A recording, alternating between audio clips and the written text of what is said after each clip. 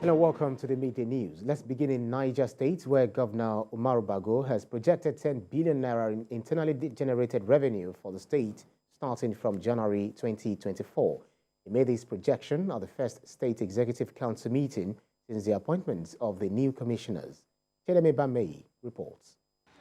It is the maiden edition of the Niger State Executive Council meeting, and while casting the vision to his commissioners and special advisors, the Niger State Governor Umaru Bago talks tough on a number of issues. Top on his agenda is internal revenue generation, that from January 2024, that the state must generate at least 10 billion naira from its revenue. Is this feasible, and what are his plans to achieve that? Niger State raked in a little above 29 billion naira in revenue in the first quarter of 2023, with IGR contributing only 52%. All revenue generating agencies must generate revenue.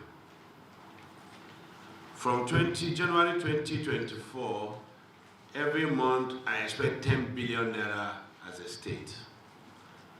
We have already discussed how to make that happen. So we're expecting 120 billion from IGR. The governor also unveiled the vision of his administration, saying there would be zero tolerance for corruption and his commissioners must be digitally inclined.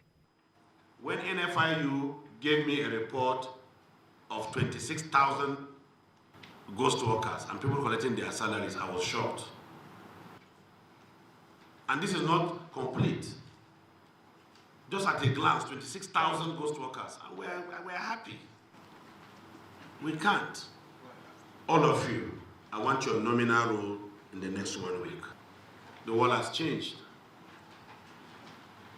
Ease of doing business, even from your home, you should be able to meet. Subsequently, most of our council meeting will be on Zoom. Unless, of course, you have something to present, you don't have to come to the council chamber. He further reiterated his plans to invest in agriculture, saying that the people are agrarian and efforts must be put in place to maximize the vast arable land the state occupies, which can be leveraged in poverty alleviation. Understanding this vision and their commitment to actualizing it is key to the performance of the new Executive Council members. Cheleme Bamei, TVC News, Mina. In the southeast, the Delta State government has approved the sum of 10 billion naira for social investment and palliatives for residents. The government believes this will reduce their suffering as a result of petrol subsidy removal. The approval and request for 167 billion naira supplementary budgets are part of resolutions of the State Executive Council during its inaugural meeting. Ikenna Amechi reports. It is the inaugural meeting of the Delta State Executive Council, and Governor Sheriff Oborowori presided over it. He urged the commissioners to be abreast with his agenda for effective performance. I believe that you all have gotten a copy of the speech on your swearing. If you have not, ensure that you get it, as well as my inaugural speech, as both of them offers the pathway of the policy trust of this administration. After several hours of deliberations behind closed doors, Council approved some critical decisions. Sum of 10 billion naira had been added to all the previous, in addition to the previous palliatives that had been announced by this administration.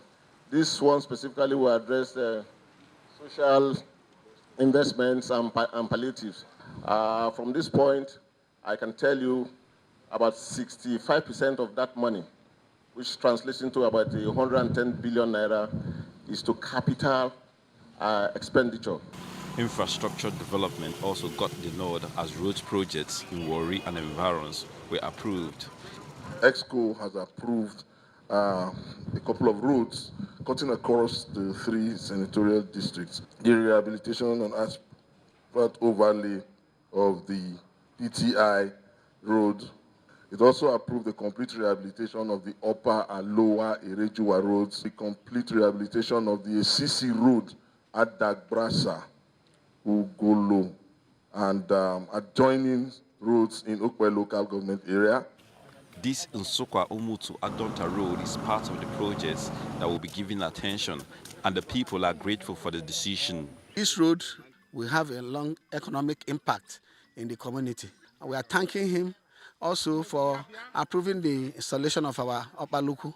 We can have a good access road, which is very important in agric. The Delta State government also approved 40 billion naira for pension arrears to local government pensioners. The state also confirmed that it has received part of the federal government 5 billion grant and food items. Ikenna Amechi, TVC News, Asaba. Meanwhile, in Ondo State, government is set to distribute more than 11,000 bags of rice to residents of the state as part of efforts to cushion the effect of petrol subsidy removal on the citizens.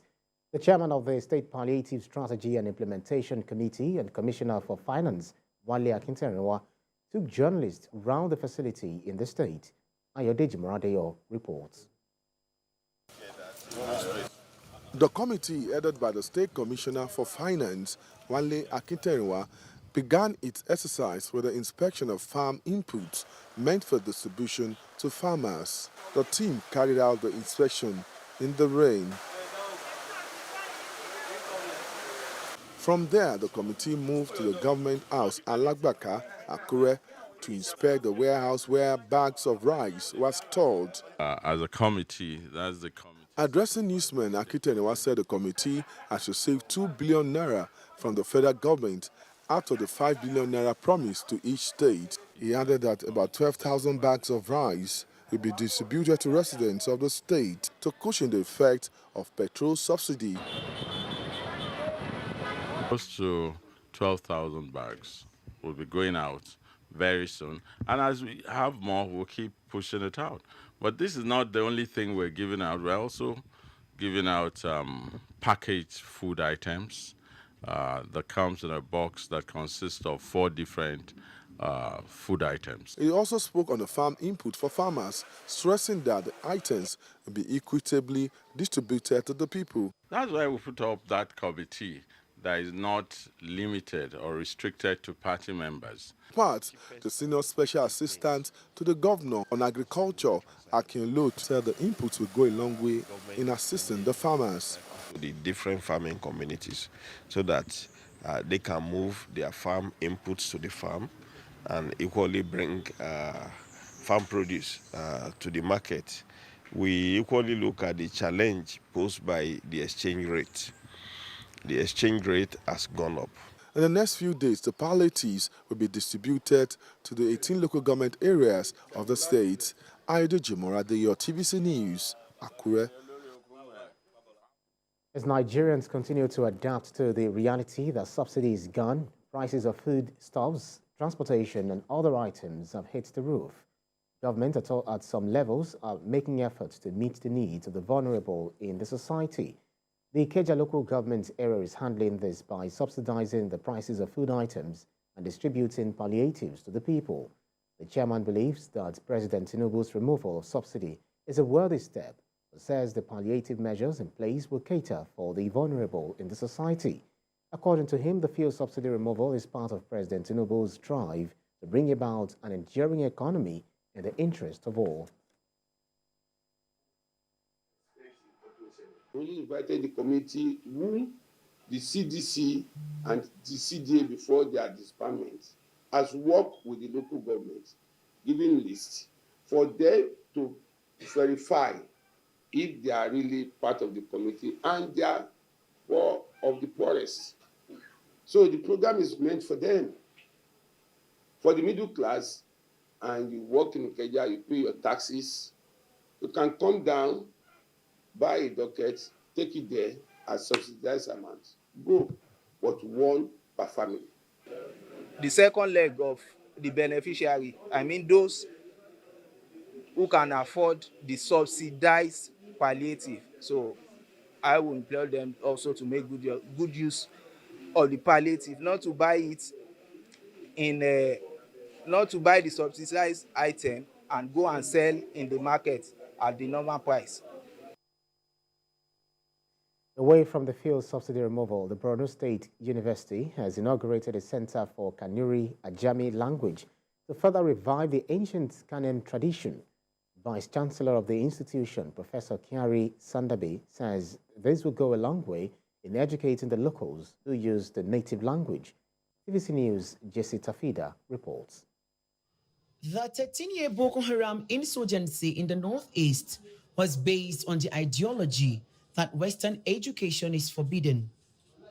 But the Borno State University believes that adequate knowledge of the importance of education, especially through the local language, will assist people to see beyond this ideology.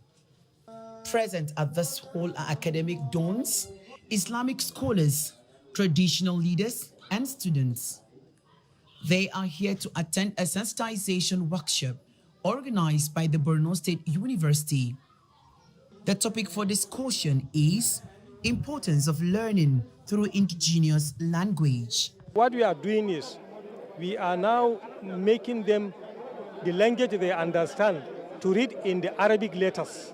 Since they are very familiar with Arabic letters, we now turn the Kanuri language into Arabic letters so that by the time they read, they can understand and communicate with one another.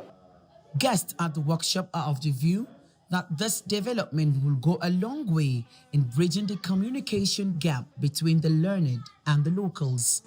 We are trying to recover the lost glory of this beautiful heritage of Islamic education, because it is a brainchild of the Quranic studies. Ajami revived the Kanuri tradition. Ajami enabled the writers and scholars to write more in the Kanuri language in all fields of the studies. Ajami benefits the Sangaya students to learn how to read and write easier. Scholars here are charting a way of generating Kanuri Ajami alphabet from Arabic letters. The State University assures that the center has qualified professionals that can effectively handle the task of reviving the Kanuri Ajami history. Jesse Tafida, TVC News, Maiduguri.